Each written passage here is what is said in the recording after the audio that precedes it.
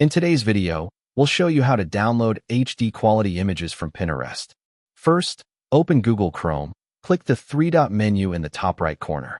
Then go to Extensions, Manage Extensions. Now, click Open Chrome Web Store at the left sidebar. In the Chrome Web Store, search for Image Downloader and click Add to Chrome Add Extension. Once installed, click the puzzle icon in the top toolbar. Find Image Downloader and click the pin icon to keep it visible.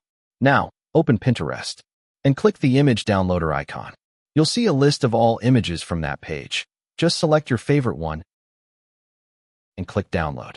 The image will be saved in high definition, HD, perfect for your design projects. That's it. You can now easily download high-quality images from Pinterest or any website using the new Chrome extension setup.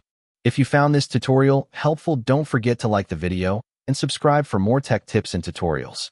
Thanks for watching.